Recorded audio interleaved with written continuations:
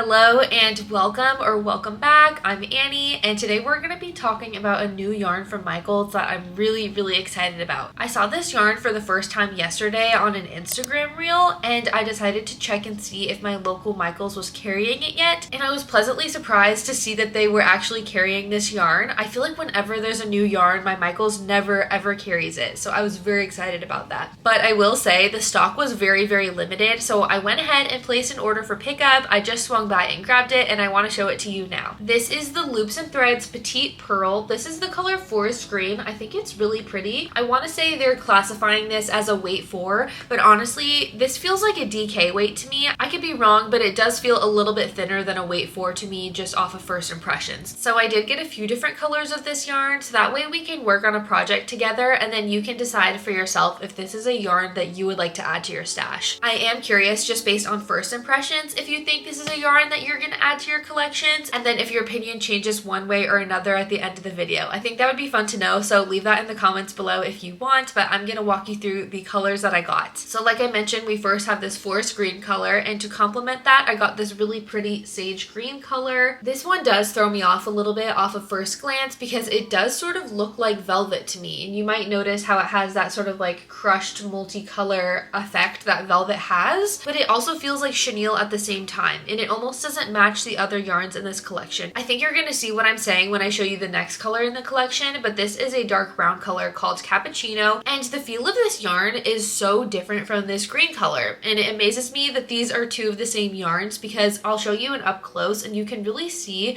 that this green one looks a lot thinner, and it also has more of a velvet appearance, and the best way for me to describe this dark brown one is almost like Big Twist Posh, if you're familiar with that. It's almost like a cross between Bernat Blanket and Parfait Chunky. It just feels so different. I think another good way to describe it is almost like a thinner version of Big Twist Posh, which is so strange because I would not say the same for the dark green or the sage green colors. I'm really only getting that with this Cappuccino one. So off the bat, I am noticing that there seems to be a difference in the formula a little bit, but I'm sure as we start crocheting with that, I'll be able to tell a little bit more one way or another. I also picked up one other color, and this is a lighter tan, and this one does feel a lot more like the sage green or the forest green. I feel like if I show you an up close, you might be able to see a little bit more of what I'm talking about. The dark brown is just like a little bit thicker and more solid, whereas the greens and the tan are just a little bit thinner and almost have like a velvety sheen to them. So that's just my first impression. At the time of filming, this yarn is $9.99 and it has 537 yards per skein,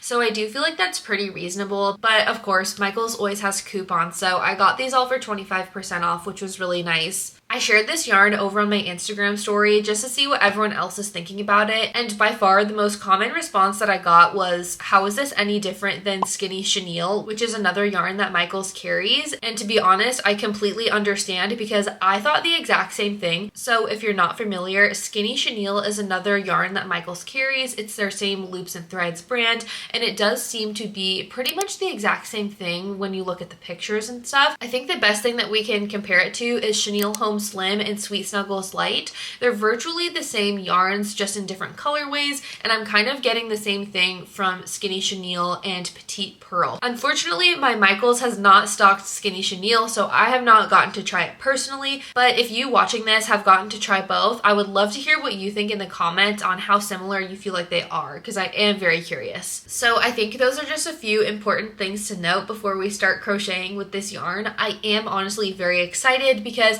I personally like making really small plushies. I don't have a ton of space. I live in an apartment, and sometimes it's just really nice to have a really small plushie. But I can also see how if you sell your crochet at markets, that's probably slightly less desirable, because it does seem like in general, people purchasing crochet have a harder time understanding why something so tiny can be the price of something that is much larger. Obviously, you can use the same crochet pattern and get two completely different size plushies, just depending on the size of yarn that you use. use. And so I think it can be hard for the consumer to justify why a really small something costs the same as something that is giant. So I can see how that could be a drawback for people who are crocheting for markets. But here's the thing, I don't crochet for markets and I just love little tiny things. You'll probably notice this about me over time, but I just love a good trinket. I love a little tiny thing. And so I think it'll be fun to make a really tiny plushie. So my plan today is actually to work on a crochet pattern that I have been wanting to try for months now. And this is Crochet by Jenna's dragon pattern. It is a no-sew pattern, I believe, and I just think it would be so cute in this yarn. And of course, we're gonna have to make it in these two colors. I think I'm gonna do this for the main body and then this for all the little contrasting features. So I'm honestly really excited to get started.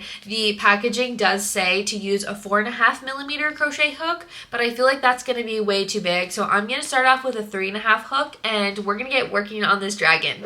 I just finished making the leg for our first dragon and I just had to show you because look at how cute and tiny it is. I feel like you can really tell how much smaller this is compared to Parfait Chunky. This is like 6 or 7 rounds of crochet and it is so small. Like for reference, here it is against my hand. You can even see like against my crochet hook. Look at how small that is. It's super tiny. I'm finding that the 3.5mm crochet hook is working great, and another thing worth noting is that the magic ring was perfect. It went seamlessly, so I'm really happy about that. It's really not shedding at all, which is really nice, and it really reminds me of working with velvet yarn. It is very similar. I'm really excited to see how tiny our dragon turns out though, so I'm gonna keep working on this.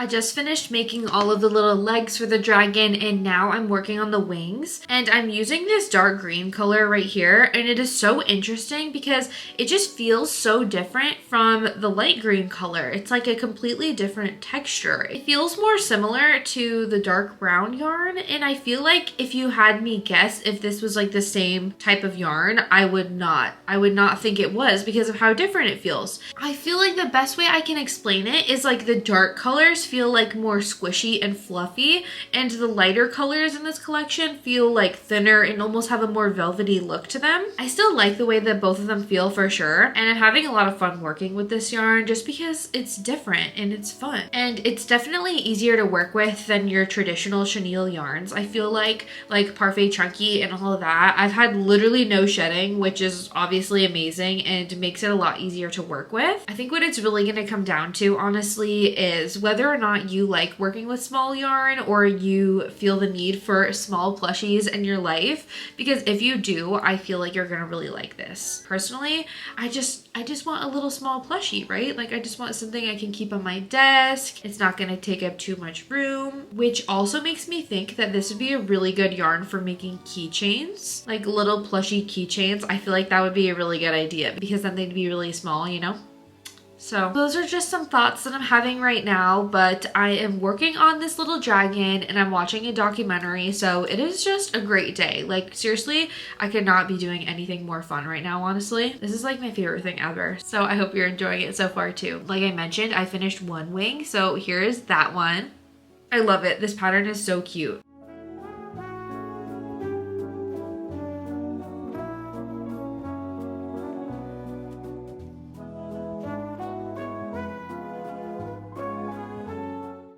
I just finished making my little dragon and I have to show it to you because I am obsessed with this pattern. So look at him. Just look at that little face. It is so cute and so small. I used a 3.5mm crochet hook and then we used our new Petite Purl yarn, and I just love how it turned out. It's so cute from the side too because it looks like it's just sleeping kind of. I think it's so cute. I really love this pattern. So I'm gonna be sure to have that linked in the description. But I had a few more thoughts about this yarn that I thought might be helpful to share in case you're on the fence about whether or not you think you want to try this yarn or not, because let's be real, yarn is so expensive and I totally don't blame you if you don't want to go out and try something if you're not sure you're gonna love it or use it. So I just want to share my honest thoughts with you. So let's start with my opinion on this yarn. I think if I had to give it a rating, I would probably give it 4 out of 5 stars. I really enjoyed working with it. I really liked the fact that it didn't shed, and I also found found it really easy to make a magic ring. And I've also just been looking for a thinner chenille yarn to keep around in my collection, and I haven't found one.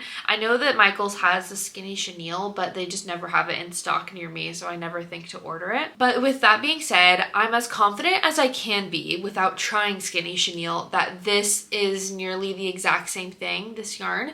I think it really just is a slightly different formula and some new colors if I had to guess. So overall, I think it's a yarn that I'm going to try to keep in my stash because I did really enjoy working with it. But another drawback is just the color selection. They do have some really great colors, but there's really just not a lot of them, and I would love to see more, but this is a new yarn, so hopefully they plan on adding some more in the future. I guess we're just gonna have to see. And a couple quick and additional thoughts I had about this yarn. The first being, if you like working with acrylic yarn, you like the size of it, and that's what you're used to, and you're not really into chenille yarn, but you like the look of it, I feel like this would be a really great yarn for you because it kind of combines the best of both worlds. You get that smaller size, you get more of the definition that you get with an acrylic yarn, but you also get the cuteness and the softness of a chenille yarn. So if you are one of those people that really likes acrylic yarn, you might enjoy this if you're looking for a more plush yarn. And then I also think you might like this yarn if you are anything like me and you're not doing a bunch of market prepping, but sometimes you just like to try out patterns for yourself and you don't want a huge plushie sitting around your house.